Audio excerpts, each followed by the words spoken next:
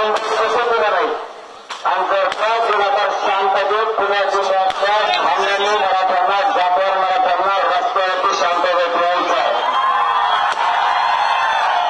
सारखे कान आणि डोळे मुंबईकडे ठेवायचे. कामा धंदे बंद, पण मराठा समाजाला न्याय दिल्याशिवाय आपण कोणी शांत बसायचं नाही. लोकशाहीचा कायद्याचा मार्ग सोडायचा नाही. आता सरकारनं आपल्याला परवानगी दिली.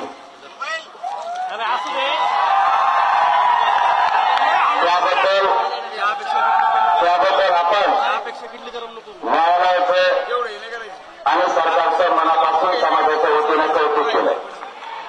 कारण मी एक असा माणूस आहे, काम केल्याच्या नंतर आपण कौतुक केलं पाहिजे. राजकारण करायचं म्हणून नाही करायचं, आपल्याला पाहिजे आरक्षण. केलेलं केलंच म्हणायचं. फक्त आता एकच राहिले, त्यांनी एक दिवसात केली ती काय आपल्याला जमत नाही. या शिवनेरी गडाच्या पायथ्यावरून सन्माननीय मुख्यमंत्री देवेंद्र फडणवीस साहेबांना विनंती आहे, आम्ही कायद्याचं आणि कायद्याच्या नियमाच्या अधीन राहून आंदोलन करू, पण परवानगी मात्र अंमलबजावणी होत नाही तोपर्यंत आंदोलन सुरू राहणार आहे. तोपर्यंत परवानगी पाहिजे. सन्मानानं त्या गरिबांच्या लेकराला न्याय द्यायचं काम करा, ही समाज तुमचा कौतुक करेल. आणि दुसरी गोष्ट म्हणजे मराठा समाजाला अत्यंत महत्वाची या पवित्र शिवनेरी गडाच्या पायथ्यावर सांगायची ती तुमच्यासाठी लय महत्वाची आहे. आणि ते जे आंदोलनात सहभागी झाले त्यांच्यासाठी आणि जे गरीब या मराठ्यांसाठी, म्हणून हे मात्र शांततेने ऐका. मराठ्याच्या आंदोलकानं संयम आणि शांतता ठेवायची. एक गोष्ट लक्षात ठेवा, आपल्याला जर 5,000ची परवानगी दिली, सगळ्यांनीच तिथे जाऊन काही करायची गरज नाही. तिथं जवळ कोणतं ग्राउंड देते तर बाकीच्या बसायचं, कच्चून खायचं, झोपायचं.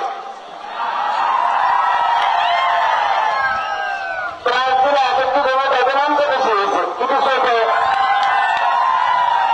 पण आर्मीचं वागायचं नाही. कायद्याचं पालन करायचं, न्यायव्यवस्थेचं पालन करायचं. तुम्ही जर आर्मीचा वागला तर तुम्हाला एक महत्वाचा शब्द सांगतो.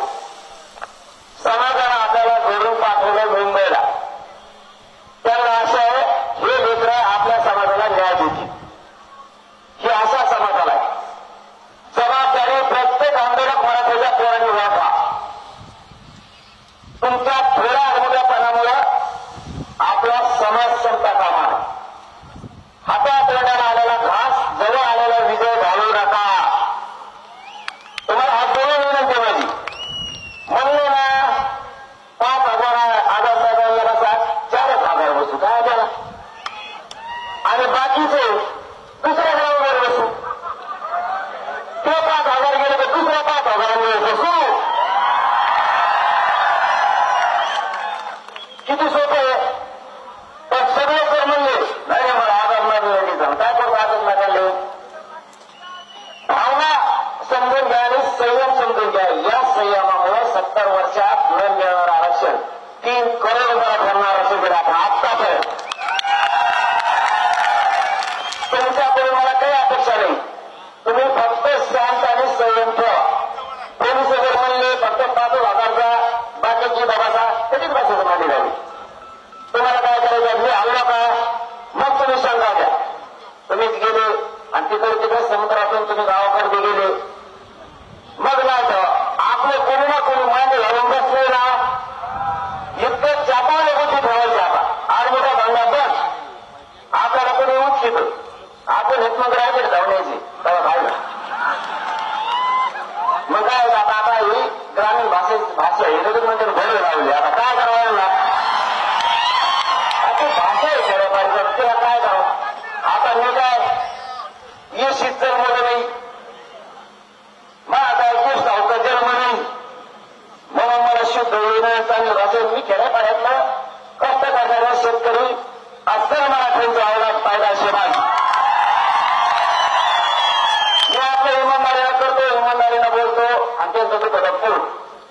मध्ये ते मॅनेज करून व्हायना नाही पाहिजे मला पद आणि पैसे तो काय म्हणलं म्हणून मला त्याचे लोक समजून घ्या. हे संदेश आंदोलनात सहभागी झालेल्या प्रत्येक मराठ्याच्या पोरासाठी आणि घरी असणाऱ्या मराठ्यांसाठी. त्यांनी डाव केलाच ना 5,000 बसू. बाकीचे ते म्हणले की बाबा तिथं जवळच जाऊ दे, पण तुम्ही मुंबईतच हे लक्षात ठेवा. बारीक उशिरा जो काय फरक पडला आपलं तुम्हाला सगळ्याला माहिती आहे. मीडियासमोर बोलायचा विषय नाही. आज बाबा 7-8 टप्पे आपण केलेले आंदोलनाच्या ह्यावेळेस, कारण जिंकायचंय म्हणून. तर गेला मागचं जमा महाराष्ट्रातलं मुंबईत आलंच म्हणून समजायचं. फक्त आता आपल्यावर अवलंबून आहे. समजतात तर बहिणी बोललेलो आपण इतका सहन करा, किती उचले तरी उचलायचं नाही, आडमुटपणा करायचा नाही. आपल्या अर्धे पुढे गेले ना म्हणा गेले आम्ही आहे तिथं, ते अर्धे बाहेर आले तुम्ही जा नंबरशीर. एकदाच सगळे घुसायचं म्हणलं तर त्यांना पोट दुखत, त्याच्यामुळे आपण पोट दुखून द्यायचं नाही. सोडा खाता सोडा गोळ्या गाळ्या सगळं ठेवायचं. पोट दुखा लागले की गोळी द्यायची काय ते माझ्या सगळं डोकं लावते. मी मुंबई सोडित नाही आता, काही झालं तरी सोडित नाही. फक्त एकमेकाला सांगा ही सगळं एवढं आपल्याला जातं मी दाखवतो ना, त्या लाखो बांधवायला माझं सांगणं आहे. कुणी जर म्हणला की मी जाणारच होतं त्याला समजून सांगा गपची बशी आम्ही बसायलो. तो काय एकटा शहाणा नाही. काही आपले भाव तिथं लढतेत, काही भाव इथं लढतेत आणि काही भाव गावाकडे. त्यांना गाव सांभाळायचंय, तालुका सांभाळायचा, जिल्हा सांभाळायचा आहे. आंदोलनाचे टप्पे त्याप्रमाणे त्याला हे करायचं. आता काही निघणार आहे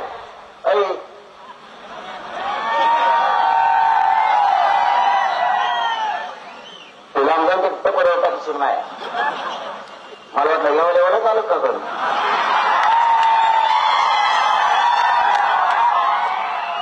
ते सगळं लांबच झेलत आहे. लांब फिरायला लांबून त्याच्या माझ्या नादी लागलं तर होत असतं. मी सोपा नाही,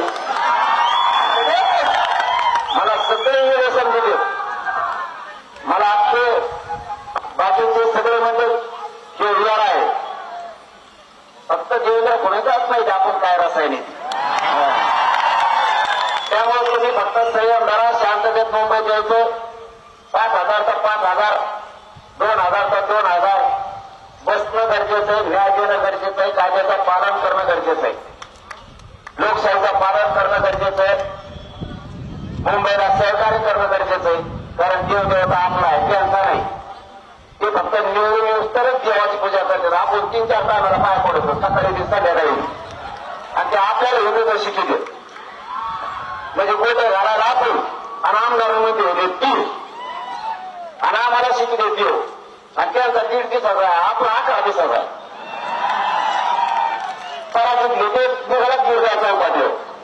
त्याला म्हणलं करून ते म्हणतो तिला लय गडबड असते, त्याच्यामुळे यांचा 1.5 दिवसाचा आणि आमचा 11 दिवसाचा. अरे आम्ही 3 महिन्याचा करू खानदानी दम आहे आमचा. पण लेकरा बाहेर सुद्धा मोठं करणं जबाबदारी. त्यामुळे तुम्ही एवढीच गोष्ट आता सांभाळा. जर आता मुंबईतच निघालात आणि ते जर म्हणले 5,000 बसा, बाकी त्याला जे जाऊन दिलं ना धडाधड गाड्या लावून गाड्यात झोपा. लोड घ्यायचा नाही, संयम ठेवायचा, कोणी आडमुटपणा करायचा नाही. तुम्हाला शेवटचा शब्द सांगतो, समाजाच्या अंगणात आडमुटपणा येईल आणि समाज जे आपल्याकडे आशाने बघतो हे पोर आरक्षणात आणणार आहे, तर त्याला बाधा येऊ देऊ नका. तुम्ही फक्त सांगा तुमचा कोण वापरा करताना ते मी बघतो, तुम्ही फक्त सांगा. चला धन्यवाद. सगळेजण मुंबईला या कधी राजा राहायचं नाही. चला मुंबई जय शिवा. सत्कारकाराचा कामात सुरू बंद करतो. मनोसाधकांचा आपल्याचा सत्कार करत आहे. मुंबई जाता काढणे हे धावा ऐका. आपला एक बांधव सकाळी पण खरं जाते ते खरं दादा खरं घरातून आपल्या सरपंचाची घेऊन होता. हो सरपंच आपला भावाला आपल्यातून आता शब्द फुटत नाहीत माझे. आपल्या लेकरू आपल्या समाजाला न्याय मिळावा म्हणून मुंबईकडे चाललो होतो. सतीश भैयाला त्यांना ते काय दम छाटला तेव्हा काय झालं माहित नाही. त्यांना लक्षात आला की मुंबईकडे चालले होते, आपल्यातून आपला एक भाऊ गेला, त्याचं बलिदान वाया जाऊ द्यायचं नाही. म्हणून आपण त्यांना त्यांच्या दुःखात आपण सगळे सहभागी, ते कुटुंब आपण उघडं पडू द्यायचं नाही. त्यांच्या लेकरा बाळाच्या पाठीशी आपण राहायचं. कारण